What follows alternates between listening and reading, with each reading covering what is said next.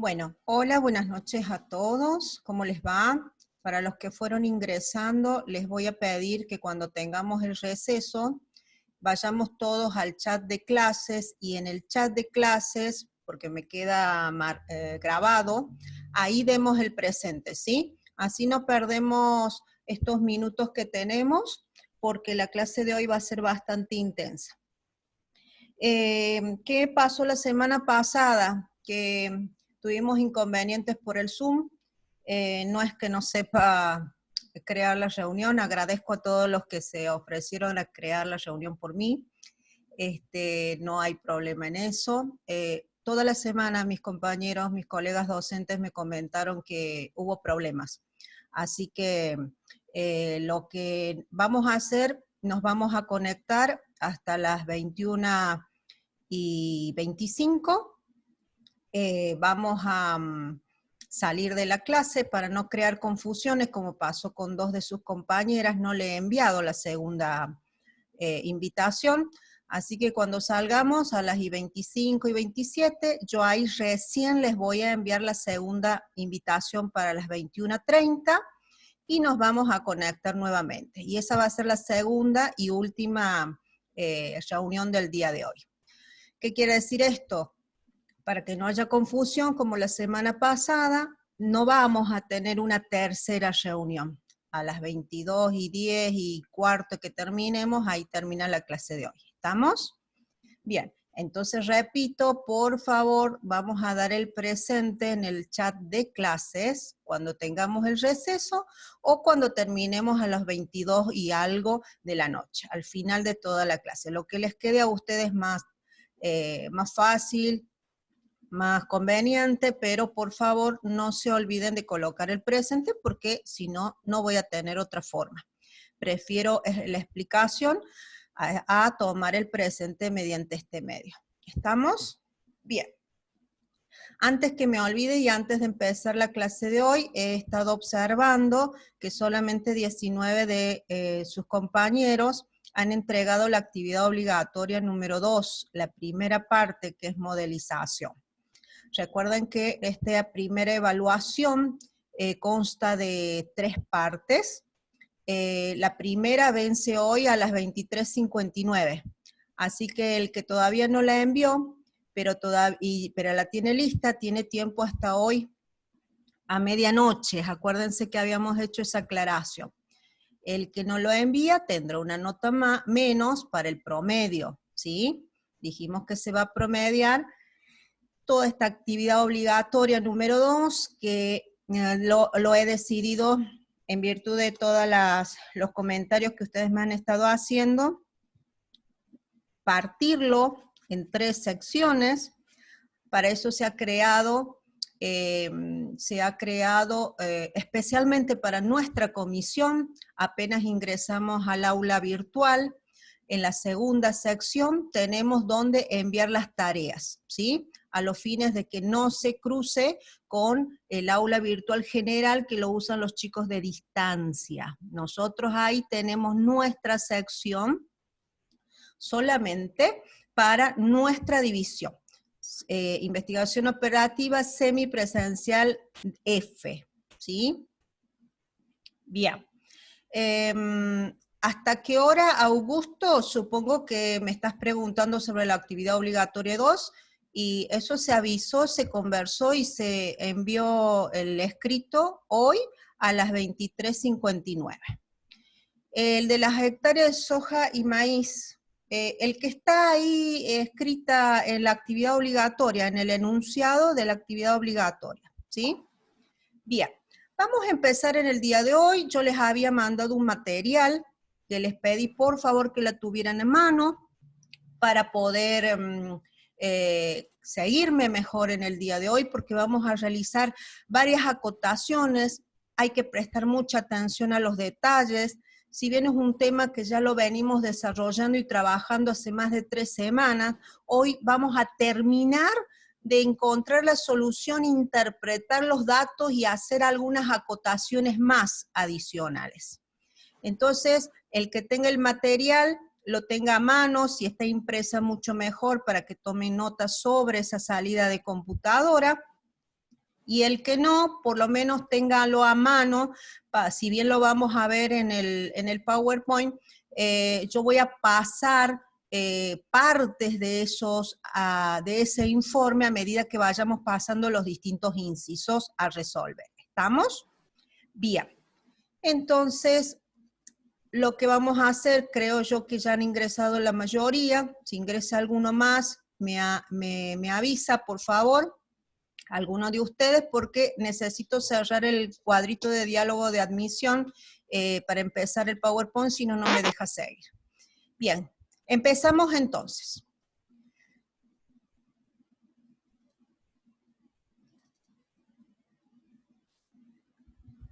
Hoy lo que vamos a hacer es analizar la solución de problemas lineales mediante una salida de computadora.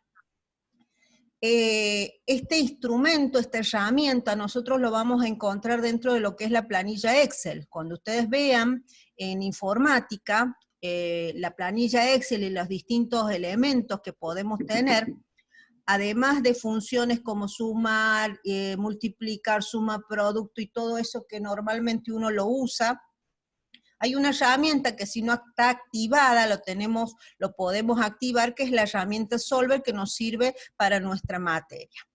Es una salida de computadora que en principio nosotros lo vamos a proveer como un material. El que esté interesado o necesite utilizarlo, tenemos un video en el aula virtual, donde se explica paso por paso cómo hacer para introducir los datos de nuestro planteo que hemos visto hasta la semana pasada, ese planteo matemático o modelo de programación lineal. Introducimos estos datos ya estando seguros de que nuestro problema es el correcto, que hemos incluido todas nuestras limitaciones o restricciones del problema, y la salida de computadora nos va a dar la solución, si es que lo tiene, a este problema que pretendemos darle una solución. Entonces, una de las formas que hemos visto y desarrollado a lo largo de toda esta semana es el método gráfico. A partir de ahora, la otra forma alternativa que vamos a desarrollar es analizando esa salida de computadora que ustedes normalmente lo van a tener que tener como material adjunto, como lo vamos a ver en material escrito, la bibliografía de la materia, o en algún adjunto que yo les he enviado, por ejemplo, el que vamos a trabajar en el día de hoy. Bien, entonces, en el material, también lo tenemos paso por paso, con capturas de pantallas, cómo hacer para encontrar esa salida de computadora. Así que bueno, empezamos. Antes de ver cómo se saca, repasemos rápidamente la última parte de que vimos la semana pasada, en la cual hemos obtenido la forma estándar de nuestro problema, agregándole dos variables de holgura, en este caso S1 y S2, que son las horas o número de horas de moldeo sin utilizar en la producción, y las horas de máquina sin utilizar en la producción en cuestión. ¿De quién? Seguimos con la actividad 1, donde producíamos juguetes clásicos y juguetes de moda a producir para la época de Navidad. Agregamos estas dos variables de decisión porque tenemos dos restricciones que se refieren a la disponibilidad total de recursos que tenemos para la producción. Si tuviéramos otra cantidad, 4, 5 restricciones relacionadas con recursos, y agregaremos 4 o 5 la cantidad que fuere de variables de holgura, ¿sí? Que son el sobrante, lo que me quedo sin utilizar de esos recursos. Decíamos que como no me provee nada, no me agrega nada a la contribución total a las utilidades, su C sub J, su contribución por unidad es 0, porque no me interesa tener allí amontonado recursos y no producir nada. Lo que a mí me aporta es producir y vender juguetes clásicos y de moda en este caso, ¿sí? Y así con la cantidad de recursos que tuviéramos, si fueran 3, 4, 5, cada uno de estos si me sobran, no me aportan en nada, por lo tanto la contribución es 0. Y obviamente o tengo algo, un valor positivo, o estoy utilizando la totalidad, por lo tanto igual a 0. ¿Sí? Esto es importante tenerlo en cuenta porque vamos a calcularlo de una forma manual, como lo vimos la semana pasada en el metodográfico. Ahora vamos a ver de dónde sacamos esos valores directamente ya calculados en la salida de computadora. Esto era un poco lo que habíamos visto la semana pasada. Con respecto al metodográfico habíamos encontrado la solución. Lo repaso porque ahora lo vamos a volver a ver, pero recién en la salida de computadoras, ya no en forma manual, ¿sí? Habíamos concluido que la solución óptima era producir 3 juguetes clásicos, 2 de moda. Utilizábamos la totalidad de las horas de moldeo y de las horas de máquina destinados a la producción, y eso me daba una utilidad total máxima de 360 pesos. Vamos a la salida de máquina. Estas son las preguntas que vamos a responder, ¿sí? Pero para ello vamos a analizar los distintos tramos de nuestra salida de máquina, y ahí les voy a ir pidiendo que ustedes vayan tomando atención a lo que nosotros vamos a tener como información. En una primera parte, ustedes van a tener una fila titulada como celda objetivo, que en este caso es de máximo. Cuando nosotros vayamos ingresando los datos del problema matemático que ya hayamos creado, vamos a colocarle que es un problema de máximo, ¿sí? Por lo tanto, quiero maximizar en este caso contribución total a las utilidades. Partimos de un valor original de 0 y un valor final de 360. ¿Les suena conocido este valor? Es el valor que nosotros recién decíamos que era el valor máximo de Z, lo óptimo, lo mejor que podíamos obtener en este problema. Entonces, fíjense cómo sin calcularlo, o sea, lo calcula la máquina en realidad, esta herramienta que es el solver, nos da el valor de la función objetivo en esta primera fila correspondiente a la celda objetivo en la segunda columna. ¿Estamos? Partimos de un valor original de 0, que gráficamente estaríamos en el origen, y llegamos a un valor máximo porque me estoy, a ver, vuelvo un segundito para atrás, me estoy alejando del origen, fíjense que estamos en el origen, me voy alejando con esta línea roja que representa la función objetivo, me voy trasladando hacia el sentido de optimidad, hacia el punto que más esté alejado, pero dentro de la región factible, que está pintado de verde. Entonces, en este punto, en el punto C, llegamos a la solución posible óptima. Es por eso que se parte del origen con un valor de 0 y se llega a este valor máximo posible de 360. Bien, sigamos. Tenemos una segunda parte que está titulada como celdas de variables. Ya la herramienta Solver lo titula de esa forma por defecto.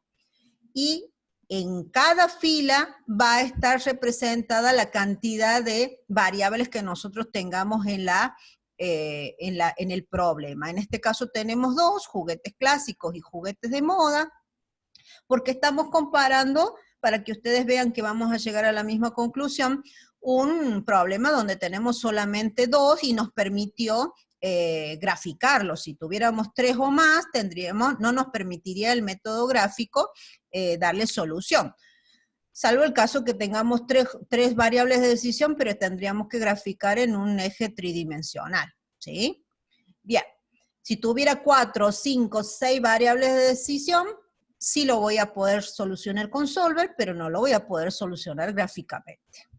Lo mismo, parte de una columna donde está titulado valor original 0, porque en el origen no producimos nada, y en una segunda columna está el valor final, que no es otra cosa que lo que nosotros habíamos encontrado gráficamente, que era la solución óptima a nuestro problema. El plan de producción que me dice, fabricar 3 juguetes clásicos, 2 juguetes de moda, ¿sí? Bien, sigamos. En esta última columna de la tercera parte, que es restricciones, justamente hace referencia a la cantidad de restricciones, salvo el de no negatividad, que tenemos en nuestro problema. Primera fila, horas de moldeo. Segunda fila, horas de máquina. Fíjense que en el valor de la celda lo que me está dando es el B sub 1 y B sub 2. El lado derecho de la primera restricción, 40. Lado derecho B sub 2 igual a 32, que hace referencia a la segunda restricción. Luego, en la última columna, nos está indicando el sobrante de cada uno de estos elementos o recursos disponibles para la producción. En este caso, la holgura de S1, referida a horas de moldeo, es igual a 0. Horas de máquina, S sub 2, es igual a 2. Y fíjense que acá yo ya he completado el vector solución a mi problema. ¿Qué pasaría si yo tengo algún sobrante de alguno de estos o en otro problema? Y aparecería algún valor positivo en lugar de 0. En este caso no se da, utilizamos todo. Pero si tuviera algún valor positivo, por ejemplo 20, 8, 41, lo que fuera, esos son las unidades de tal recurso de esa fila que me estarían sobrando luego de la producción. ¿Estamos? Bien. Sigamos entonces con este informe de respuestas o análisis de sensibilidad, o informe de confidencialidad, como se lo llama en la herramienta de Solver. Normalmente la bibliografía, cuando ustedes vayan consultando, van a encontrarlo también como informe de sensibilidad. ¿Para qué me sirve esto? Por un lado está dividido en cuán sensibles van a ser las variables de mi problema. Primera fila hace referencia a los juguetes clásicos, segunda fila a los juguetes de moda. En una primera columna, fíjense que tenemos acá el valor final que vamos a producir. 3 juguetes clásicos, 2 juguetes de moda. De esta forma también puedo sacar de esta partecita del informe cuánto debo producir de cada uno de ellos, ¿sí? La segunda fila para las cantidades de variables no tiene relevancia, no lo vamos a analizar. El coeficiente en la función objetivo es lo que me contribuye en la función Z, si ustedes se fijan. 80 pesos es lo que contribuye cada juguete clásico, 60 pesos es lo que contribuye cada juguete de moda. Y al último van a tener o observar 2 columnas que es lo que está permitido aumentar y lo que está permitido reducir. Esto nosotros lo vamos a utilizar para poder analizar sobre entre qué valores esta solución actual todavía es permitido. ¿Por qué? Porque una vez que uno llega a la solución óptima, no se va a perpetuar infinitamente, va a ir cambiando. ¿Cuánto voy a ir ganando? Puede ir cambiando con la inflación. O ya sea el precio de venta o mis costos aumentaron, entonces se me achica la ganancia por unidad, ¿se entiende? Entonces, ¿cuánto puede disminuir o aumentar antes de que cambie tanto y que vuelva de nuevo a plantear un problema totalmente diferente? Entonces, eso lo vamos a observar en las últimas 2 columnas. ¿Estamos? Y por último, algo similar, pero relacionado a las restricciones, tenemos una fila para horas de moldeo, la segunda fila para las horas de máquina, y lo mismo. Con una diferencia, que esta primera columna me está indicando cuánto estoy utilizando del lado derecho. Nosotros habíamos dicho que sobrantes no había, por lo tanto estamos utilizando la totalidad de las 40 horas de moldeo y estamos utilizando la totalidad de las 32 horas de máquina, ¿sí? Bien. Esto sí, antes de pasar a lo que le iba a comentar, a la tercera columna de izquierda a derecha que dice restricción lado derecho, esto sí me está dando cuánto tengo disponible, el B sub I. Teníamos disponible 40 y yo estoy utilizando 40, valor final de 40. Tenía disponible 32 horas de máquina y estamos utilizando 32 horas de máquina. Entonces, ¿cuánto me sobra? Me sobra 0. La holgura es 0 porque estoy utilizando la totalidad. Y por último, vamos a ver algo similar Antes de ver cuánto aumenta y cuánto disminuye, ahí me apareció el precio sombra o sombra precio.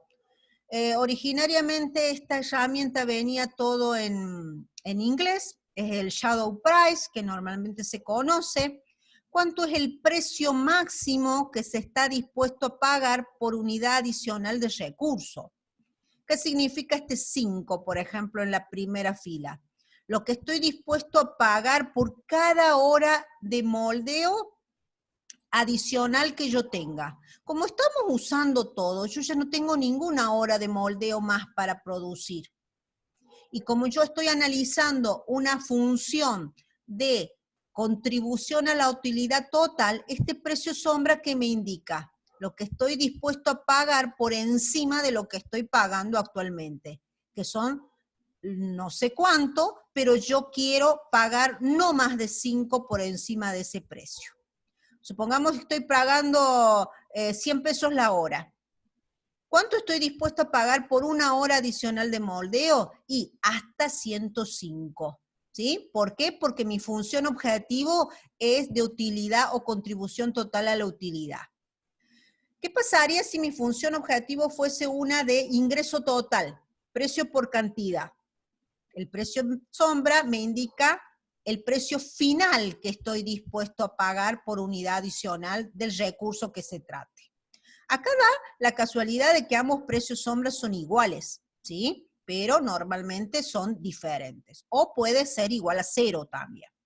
Pero que quede claro que es un precio máximo. Más allá de ese precio, no estoy dispuesto a pagar. Y algo importante, que ese precio sombra siempre va a ser válido mientras estemos dentro de este intervalo permitido. Si aumenta en más de lo permitido, el precio sombra ya no tiene ni utilidad, ni forma de aplicación. Si se me va por debajo, hay una disminución mayor a lo permitido, estamos en la misma, ¿sí? Bien, un poco entonces para saber cómo debo leer todo este informe de confidencialidad o el informe de respuesta. Ahora vamos a cortar, vamos a salir de la clase, les voy a enviar por el correo la segunda invitación para que no haya confusión y nos volvemos a conectar en un ratito, en unos minutitos, a las 9:30, 21:30, empieza de nuevo la segunda clase, ¿sí? Todos los conceptos, ahí lo vamos a volver a repetir lo del precio sombra. No puede ser negativo porque es un precio, chicos. Estaría buenísimo que uno vaya y pague menos 10 pesos cada caramelo, qué sé yo. ¿Mm? Entonces, ¿qué es lo que aumenta y disminuye? Lo vamos a ver ahora con las preguntas en profundidad, Agustina, ¿sí? Y el significado precio sombra, además de estar en el material, lo vamos a trabajar mucho ahora con las preguntas, ¿sí? Bien, entonces salimos, les envío por correo de la institución la nueva invitación y nos volvemos a conectar. ¿Estamos? Bien, entonces vamos saliendo y hacemos eso para poder volver a conectarnos. Nos vemos en un segundito, chicos.